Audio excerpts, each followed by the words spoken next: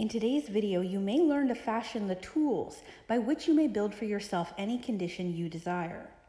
If you wish to change conditions, you must change yourself. Your whims, your wishes, your fancies, your ambitions may be thwarted at every step, but your inmost thoughts will find expression just as certainly as the plant springs from the seed. Suppose then we desire to change conditions. How are we to bring this about? The reply is simple: by the law of growth. Cause and effect are as absolute and undeviating in the hidden realm of thought as in the world of material things. Hold in mind the condition desired. Affirm it as an already existing fact. This indicates the value of a powerful affirmation. By constant repetition, it becomes part of ourselves. We are actually changing ourselves, are making ourselves what we want to be. Character is not a thing of chance, but it is the result of continued effort. If you are timid, vacillating, self-conscious, or if you are over-anxious or harassed by thoughts of fear or impending danger, remember that is axiomatic, that two things cannot exist in the same place at the same time. Exactly the same thing is true in the mental and spiritual world, so that your remedy is plainly to substitute thoughts of courage, power, self-reliance, and confidence for those of fear, lack, and limitation. The easiest and most natural way to do this is to select an affirmation which seems to fit your particular case. The positive thought will destroy the negative as certainly as light destroys darkness, and the results will be just as effectual. Act is the blossom of thought, and conditions are the result of action, so that you constantly have in your possession the tools by which you will certainly and inevitably make or unmake yourself, and joy or suffering will be the reward. There are only three things which can possibly be desired in the world without, and each of them can be found in the world within. The secret of finding them is simply to apply the proper mechanism of attachment to the omnipotent power to which each individual has access. The three things which mankind desires and which are necessary for his highest expression and complete development are health, wealth, and love. All will admit that health is absolutely essential. No one can be happy if the physical body is in pain. All will not so readily admit that wealth is necessary, but all must admit that a sufficient supply, at least, is necessary, and what would be considered sufficient for one would be considered absolute and painful lack for another. And as nature provides not only enough, but abundantly, wastefully, lavishly, we realize that any lack or limitation is only the limitation which has been made by an artificial method of distribution. All will probably admit that love is the third, or maybe some will say the first essential necessary to happiness of mankind. At any rate, those who will possess all three, health, wealth, and love, will find nothing else which can be added to their cup of happiness. We have found that the universal substance is all health, all substance, all love, and that the mechanism of attachment whereby we can consciously connect with the infinite supply is in our method of thinking. To think correctly is therefore to enter into the secret place of the Most High. What shall we think? If we know this, we shall have found the proper mechanism of attachment, which will relate us to whatsoever things we desire. This mechanism may seem very simple when I give it to you, but read on. You will find that it is in the reality of the master key, the Aladdin's lamp, if you please. You will find that this is the foundation, the imperative condition, the absolute law of well-doing, which means well-being. To think correctly, accurately, we must know the truth. The truth, then, is the underlying principle in every business or social relation. It is a condition precedent to every right action. To know the truth, to be sure, to be confident, affords a satisfaction besides which no other is at all comparable. It is the only solid ground in a world of doubt, conflict, and danger. To know the truth is to be in harmony with the infinite and the omnipotent power. To know the truth is therefore to connect yourself with a power which is irresistible and which will sweep away every kind of discord, inharmony, doubt, or error of any kind, because the truth is mighty and will prevail. The humblest intellect can readily foretell the result of any action when he knows that it is based on truth. But the mightiest intellect, the most profound and penetrating mind, loses its way hopelessly and can form no conception of the results which may ensue when his hopes are based on a premise which he knows to be false. Every action which is not in harmony with truth, whether through ignorance or design, will result in discord and eventual loss in proportion to its extent and character. How then are we to know the truth in order to attach this mechanism which will relate us to the infinite? We can make no mistake about this. If we realize that truth is the vital principle of the universal mind and is omnipresent. For instance, if you require health, a realization of the fact that the I in you is spiritual and that all spirit is one, that wherever a part is, the whole must be, will bring about a condition of health, because every cell in the body must manifest the truth as you see it. If you see sickness, they will manifest sickness. If you see perfection, they must manifest perfection.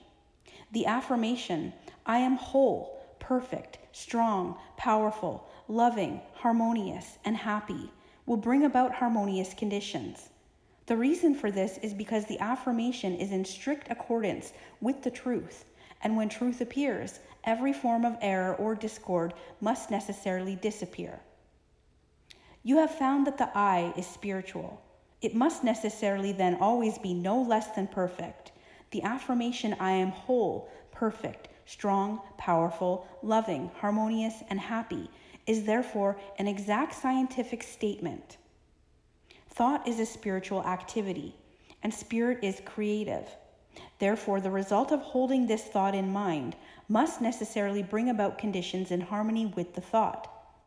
If you require wealth, a realization of the fact that the I in you is one with the universal mind, which is all substance and is omnipotent, will assist you in bringing into operation the law of attraction, which will bring you into vibration with those forces which make for success and bring about conditions of power and affluence in direct proportion with the character and purpose of your affirmation. Visualization is the mechanism of the attachment which you require. Visualization is a very different process from seeing. Seeing is physical and is therefore related to the objective world, the world without. But visualization is a product of the imagination and is therefore a product of the subjective mind, the world within. It therefore possesses vitality. It will grow. The thing visualized will manifest itself in form. The mechanism is perfect. It was created by the master architect who doeth all things well. But unfortunately, sometimes the operator is inexperienced or inefficient, but practice and determination will overcome this defect. If you require love, try to realize that the only way to get love is by giving it. That the more you give, the more you will get. And the only way in which you can give it is to fill yourself with it until you become a magnet. The method was explained in another lesson. He who has learned to bring the greatest spiritual truths into touch with the so-called lesser things of life has discovered the secret of the solution of his problem. One is always quickened, made more thoughtful, by his nearness of approach to great ideas, great events, great natural objects, and great men. Lincoln is said to have begotten in all who came near him the feeling awakened when one approaches a mountain. And this sense asserts itself most keenly when one comes to realize that he has laid hold upon things that are eternal, the power of truth. It is sometimes an inspiration to hear from someone who has actually put these principles to the test, someone who has demonstrated them in their own life. A letter from Frederick Andrews offers the following insight. I was about 13 years old when Dr. T.W. Marcy, since passed over, said to my mother, "There is no possible chance, Mr. Andrews. I lost my little boy the same way after doing everything for him that it was possible to do. I have made a special study of these cases, and I know there is no possible chance for him to get well." She turned to him and said, "Doctor, what would you do if he were your boy?" And he answered, "I would fight as long as there is a breath of life to fight for." That was the beginning of a long, drawn-out battle, with many ups and downs, the doctors all agreeing that there was no chance for a cure, though they encouraged and cheered us the best they could. But at last the victory came, and I have grown from a little crooked, twisted cripple going about my hands and knees to a strong, straight, well-formed man. Now I know you want the formula, and I will give it to you as briefly and as quickly as I can. I built up an affirmation for myself, taking the qualities I needed most and affirming for myself over and over again. I am whole, perfect, strong, powerful, loving, harmonious, and happy. I kept up this affirmation, always the same, never varying, until I could wake up in the night and find myself repeating, I am whole, perfect, strong, powerful, loving, harmonious, and happy. It was the last thing on my lips at night and the first thing in the morning. Not only do I affirm it for myself, but for others that I knew needed it. I want to emphasize this point. Whatever you desire for yourself, affirm it for others, and it will help you both. We reap what we sow. If we send out thoughts of love and health, they return to us like the bread cast upon the waters. But if we send out thoughts of worry, fear, jealousy, anger, hate, etc., we will reap the results in our own lives. Man is the sum total of his own thoughts. So the question is, how are we going to entertain only good thoughts and reject the evil ones? At first, we can't keep the evil thoughts from coming, but we can keep from entertaining them. The only way to do this is to forget them. This is where the ready-made affirmation comes into play. When a thought of anger, jealousy, fear, or worry creeps in, just start your affirmation going. The way to fight darkness is with light. The way to fight cold is with heat. The way to overcome evil is with good. For myself, I could never find any help in denials. Affirm the good, and the bad will vanish. If there is anything you require, it will be well for you to make use of this affirmation. It cannot be improved upon. Use it just as it is. Take it into the silence with you until it sinks into your subconsciousness so that you can use it anywhere, in your car, in the office, at home. This is the advantage of spiritual methods. They are always available. Spirit is omnipresent, ever ready.